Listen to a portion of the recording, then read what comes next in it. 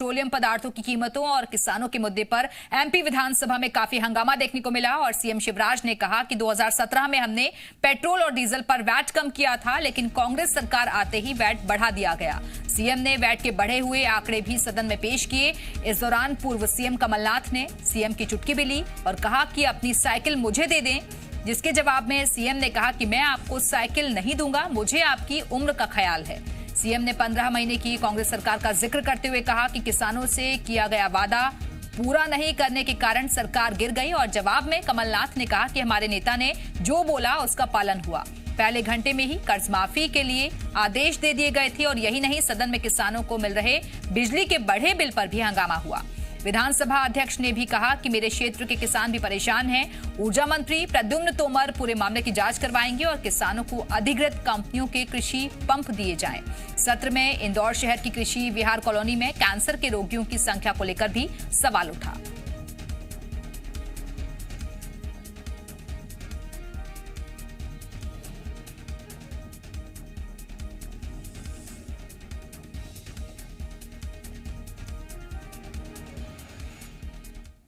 तो एमपी विधानसभा में आज सत्ता पक्ष और विपक्ष में नूरा कुश्ती हुई और एक दूसरे को उनके वादे याद दिलाए गए। एमपी सरकार के मंत्री ने कमलनाथ को किसानों के मुद्दे पर घेरते हुए कहा कि मैं समझता हूं कि प्रजातंत्र में अपनी गलतियों को स्वीकार करना चाहिए। कमलनाथ जी को यह बताना चाहिए कि उनकी जहाज क्यों डूबा और ये सरकार क्यों गिरी। वहीं विपक्ष ने सरकार पर इधर उधर की बात करने का आरोप लगाते हुए कहा कि सरकार केवल गुमराह करने का काम कर रही है, लेकिन आगे के रोड मैप की बात करें या फिर विकास की बात करें तो इसके लिए ना तो मुख्यमंत्री और ना ही उनके कोई मंत्री गंभीर हैं। हाथ करते बताते थे 1, 2, 3 और 10 दिन में कर्जा माफ नहीं हुआ तो मुख्यमंत्री चेंज कर दूंगा। ये ना तो मैं झूठ बोल रहा हूँ, ना हमारी मीडिया झूठ बोल रही है, ना हमारे मुख्यमंत्री झूठ बोल रहे हैं। लेकिन उस बात को भी घुमा फिरा के इंटरप्ट करने की प्रयास मैं समझता हूँ। प्रजातंत्र में अपनी गलतियों को स्वीकार करना चाहिए। इधर उधर झांकने की बजाय, इधर उधर बात टालने की बजाय कमलनाथ जी को ये बताना चाहिए कि उनका जहाज डूबा क्यों, लोग कूद के भागे क्यों, ये सरकार गिरी क्यों। पूरे अभिभाषण में माननीय मुख्यमंत्री जी ने एक बार भी उल्लेख नहीं किया। इसलिए मैं इस बात को कहता हूं कि ये जो राज्यपाल के अभिभाषण पे आज चर्चा हुई है, ये हास परिहास की दृष्टि से तो बहुत अच्छी है, भावनाओं में लेके लोगों को गुमराह करने के लिए बहुत अच्छी है। लेकिन अगर हम विकास की बात करें और उस छोर की बात करें जहां सबसे ज़्यादा विकास की आवश्यकता है और सूखा से मार झेलने वाले क्षेत्र की आवश्यकता है, वहां के बारे में न सरकार गंभीर है, न माननीय मुख्यमंत्री जी ने कोई उस पर चर्चा नहीं की। और इसी मुद्दे पर आज रात 8 बजे देखिए आपकी आवाज।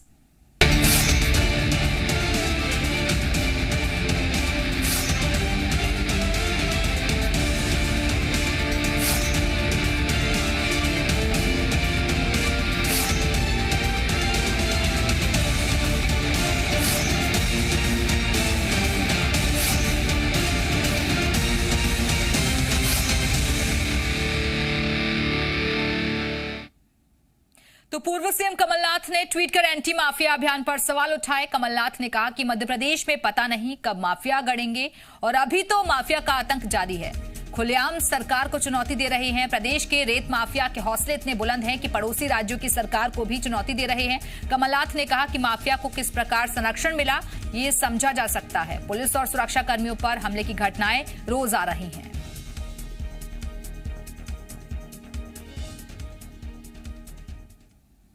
और इस बीच एक बड़ी खबर छतरपुर से है, जहां मुस्लिम समाज की शादी को लेकर सदर हाजी का फरमान। शादी में डीजे, आतिशबाजी और बुफे सिस्टम पर लगाया गया रोक का फरमान उल्लंघन करने पर कोई भी काजी नहीं पढ़ाएगा ने कहा। सदर हाजी शहजाद अली ने काजियों की सहमति के बाद जारी किया है फरमान। 1 मार्च 2021 से फरमान का करना होगा पालन। उल्लंघन पर कार्रवाई की बात कही गई है। किसी भी शादी में गलत काम नहीं होंगे, जो सही काम है शरीयत के हिसाब से हैं वो होंगे। जैसे नाच गाना नहीं होगा, खड़े होकर खाना नहीं होगा, और अगर इस तरीके की कोई काम करता है शादियों में तो उनके यहाँ हमारे जो काजी हैं, शहर काजी, और जो निकाह पढ़ाने वाले हाफिज कारी हैं, ये उनके यहाँ निकाह नहीं पढ़ाएंगे। फैसला लिया है माशाल्लाह, इसकी हम बहुत तारीफ करते हैं और इसको बहुत बहुत सराहनीय है। इससे बहुत फ़ायदे होंगे लोगों, माली हालत से भी इसमें फ़ायदे होंगे और अल्लाह ने चाहा तो इंशाअल्लाह अज़्ज़ वजल अच्छा होगा। अल्लाह ने चाहा तो अच्छा होगा, वही अच्छा कदम है। अल्लाह पाक इन सबको कामयाब फरमाए। तो मुस्लिम समाज की शादी को लेकर सदर हाजी का फरमान, शादी में डीजे, आतिशबाजी और बुफे सिस्टम पर रोक लगाने का फरमान जारी किया गया है। उल्लंघन करने पाने पर कार्रवाई की बात की गई है और ये भी कहा गया है। और इस वक्त हमारे साथ हमारे सहयोगी हरीश जुड़े हुए हैं। हरीश, मुस्लिम समाज में शादी अगर होती है लेकिन ये तमाम तरीके की रोक लगा दी गई है, डीजे नहीं बजेगा, बुफे सिस्टम पर रोक, और ऐसा अगर कोई नहीं करेगा तो उस पर एक्शन भी होगा। बिल्कुल, ये बता दें कि मुस्लिम धर्म वाले जो छतरपुर के सदर हैं अंजुमन इस्लामिया के, उनमें मुस्लिम सदस्यों की जो कमेटी होती है उसमें बैठक करके इस तरह का निर्णय पास किया कि इसमें 1 मार्च से जो भी शादी में आतिशबाजी करता है या डीजे बजाता है, कई में बफा सिस्टम में खाना खिलाता है, उसके यहाँ निकाह का जो निकाह पढ़ाने वाले काजी होते हैं वो निकाह पढ़ाने नहीं जाएंगे। इस तरह का एक प्रस्ताव पास किया गया और प्रस्ताव को जिले भर में लागू करने की बात की जा रही है। बता दें कि जो मुस्लिम धर्मावलंबी है जो इस बात से सहमत हुए हैं कि फिजूल खर्च, शादी में जो फिजूल खर्ची होती है, आतिशबाजी होने कई विवाद हो जाती है, डीजे में डांस करने के दौरान विवाद होता है, किसी न किसी का हत्याक्रम हो जाता है, रोकने के लिए इस तरह की पहल की गई है। इसके सराहनीय कदम उठाए जो सदन ने बताया कि इस तरह का सराहनीय कदम मुस्लिम धर्मावलंबी, लेकिन लागू कितना कर पाते हैं ये देखने की बात है। मुस्लिम समाज में इसको लेकर कैसी प्रतिक्रिया हरीश? अभी तक जो बताया कि लोगों से बात की है, पहल को मानने के लिए तो तैयार है, लेकिन छोटे लोगों पर जिस तरह का लागू कर दिया जाता है, लेकिन बड़े लोगों पर लागू करने में ये जो कमेटी होती है वो या तो कार्रवाई नहीं कर पाती या कार्रवाई करती है तो मामूली करती है। इसलिए अब दोनों पक्ष बैलेंस नहीं बन पा रहा है कि दोनों पक्ष इस तरह का निर्णय को पालन करते हैं कि नहीं करते हैं। हरीश, बिल्कुल, लेकिन ये किस तरीके का फरमान है? ये तो आपसे अपनी खुद की सहमति होती है या फिर जो जितना हैसियत रखता है वो उस हिसाब से खर्चा करता है शादी में, तो ये फरमान हर किसी पर कैसे लागू किया जाए? वही सबसे बड़ा सवाल है कि एक आम आदमी जो गरीब है उसके ऊपर तो लागू कर लेंगे क्योंकि फिजूल खर्ची है, लेकिन बड़ा आदमी जो शादियों में फिजूल खर्ची के अलावा कई तरह के ऐसे भी समारोह में आयोजन करता है जिसको महंगे शादी सामान पे माना जाता है कि महंगा खर्चा किया शादी से, लेकिन उन पर इस तरह का निर्णय कितना लागू होता है ये आने वाला समय बताए, क्योंकि 1 मार्च के बाद से शादी चालू हुई इस तरह का निर्णय पालन कराया जाएगा, लेकिन अब कहना है कि कितना पालन इस निर्णय के बाद मुस्लिम धर्मावलंबी शादियों में होता है देखने की बात है। बिल्कुल हरीश, और देखिए कई लोग ऐसे होते हैं जो कि इस शादी को यादगार बनाने के लिए भी बहुत तरीके के इंतजाम करते हैं, लेविश लाइफ वो चाहते हैं, अरेंजमेंट ऐसा चाहते हैं जो कि दुनिया भी देखे, जो उनके लोग वहां पर पहुंचे उस शादी को अटेंड करने के लिए वो भी देखें कि ऐसी यादगार शादी बनी। तो ये फरमान कहां तक लागू होता है और प्रेशराइज भी करने की कोशिश है कि जो नहीं मानेगा उस पर एक्शन भी होगा? बिल्कुल, इन्होंने कहा है कि इस तरह का जो निर्णय किया गया है उस पर यदि कोई लागू अपने में शादी समारोह में लागू नहीं करता है तो उसके खिलाफ कानूनी कार्रवाई की जाएगी। कानून में पालन करने के लिए कोई कानून धारा बनी कि नहीं बनी अभी तक जानकार है, संविधान की जानकार है वो बता पाएंगे, लेकिन जो जिस तरह का निर्णय पास किया गया है इनका कहना है कि फिजूल खर्ची रोकने के लिए, लेकिन फिजूल खर्ची के साथ ही एक किसी के यहाँ खुशियाँ होती है वो अपना खुशियाँ बांटता है, इन्होंने इतना भी कर दिया है कि बफा सिस्टम लागू नहीं किया जाएगा, मतलब जमीन में बैठ के या कुर्सियों में बैठ के खाना खिलाया जाएगा।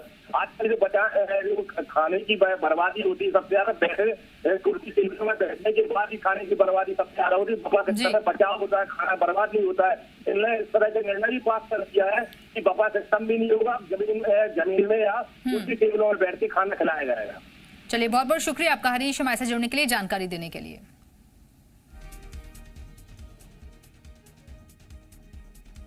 आगे बढ़ते हैं। मध्य प्रदेश में अब गरीब भूखा नहीं सोएगा और सीएम शिवराज सिंह चौहान ने अंत्योदय रसोई योजना के अंतर्गत 100 नए रसोई केंद्रों का वर्चुअल शुभारंभ किया। प्रदेश में अब इन 100 जगहों पर गरीब को 10 रुपए में भरपेट खाना मिलेगा। इन रसोई केंद्रों की स्थापना ऐसी जगह की गई है जहां से गरीब इस योजना का लाभ ज्यादा उठा सके। प्रदेश के सभी 52 जिलों में ये योजना चलाई जा रही है, जिससे दिहाड़ी मजदूर और अपने गांव से दूर रहने वाले लोगों को सस्ता खाना मिल सके। इस दौरान सीएम शिवराज ने कहा कि जरूरतमंद को भोजन कराने से बड़ा कोई धर्म नहीं है। शिवराज ने कहा कि भोजन है तो जिंदगी है और भोजन है तो आनंद है। सीएम ने कहा कि रोटी, कपड़ा और मकान जीवन के लिए सबसे जरूरी है और इसके लिए उनकी सरकार लगातार काम कर रही है। इस दौरान सीएम ने संबल योजना का भी जिक्र किया, जिससे गरीबों को 1 रुपए किलो गेहूं और चावल दिया जा रहा है।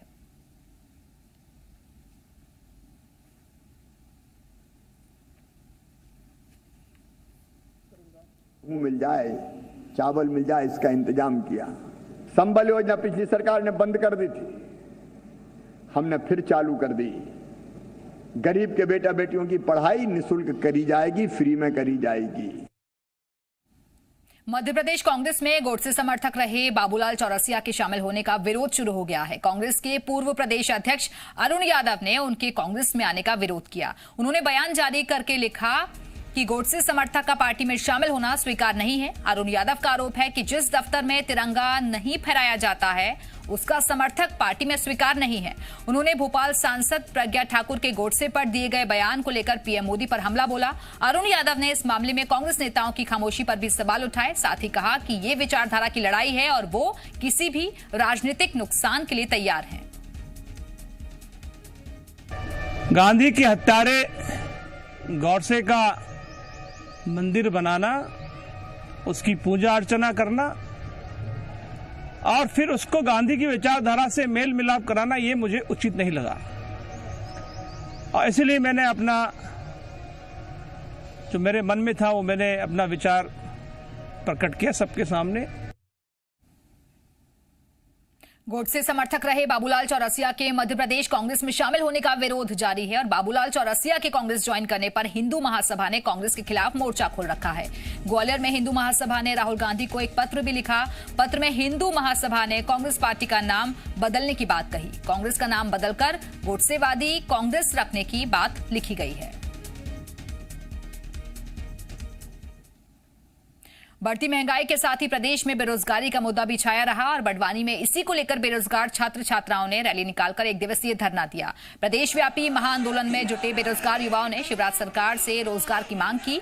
बेरोजगार युवाओं ने सड़क पर दंडवत होकर प्रदर्शन किया और रैली का नेतृत्व कर रहे सुमेर सिंह बडोले ने कहा कि सरकार को रोजगार बढ़ाने पर ध्यान देना चाहिए। इस दौरान व्यापक घोटाला का मुद्दा भी गूंजा। प्रदर्शनकारियों ने कहा कि सरकारी भर्ती में अक्सर घोटाले की खबरें आती हैं। उन्होंने हाल ही में हुए एग्रीकल्चर की भर्ती में पेपर लीक का मुद्दा भी उठाया और कहा कि सरकार को सारी संस्थाएं खत्म कर आयोग का गठन करना चाहिए, जिससे सही गाइडलाइन से युवाओं को रोजगार मिल सके। कब तक बेरोजगार युवा इधर उधर भटकते रहेंगे, आत्महत्या करते रहेंगे। आप भांजे भांजे बोलते हैं तो इन भांजे भांजिया आपको बताना चाहते हैं मामा कि आपके दंडवत प्रणाम कर रहे हैं। आप तो नौकरी दे दो, कब तक हम भटकते रहेंगे।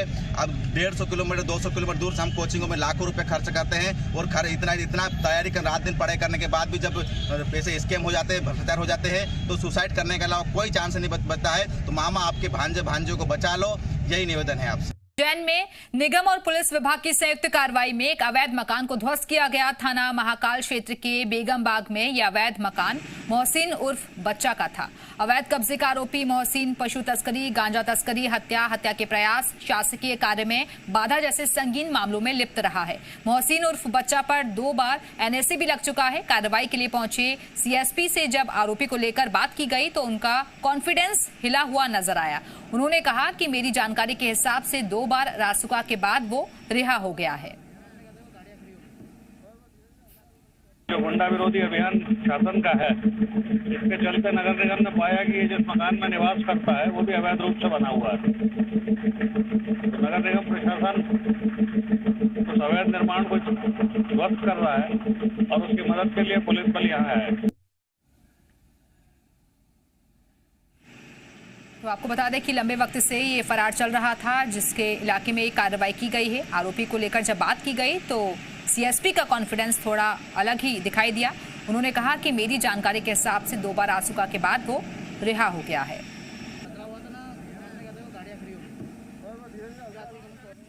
तो अवैध मकान पर ये कार्रवाई की गई है।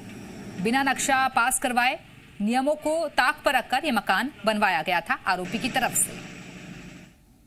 आगे बढ़ते हैं। ग्वालियर के जया रोग अस्पताल में 2 फर्जी कर्मचारी पकड़े गए हैं। अस्पताल अधीक्षक के निरीक्षण के दौरान दोनों फर्जी अधिकारी पकड़े गए। दोनों कर्मचारी अस्पताल के फ्रैक्चर वार्ड में काम कर रहे थे। आरोप है कि अनु लोधी नाम के शख्स ने दोनों से 1.5 लाख रुपए लेकर फर्जी ज्वाइनिंग लेटर दिया था। फिलहाल अस्पताल अधीक्षक ने दोनों युवकों को पुलिस के हवाले कर दिया है। इसके साथ ही काम में लापरवाही बरतने पर वार्ड बॉय और नर्स को भी नोटिस जारी किया गया।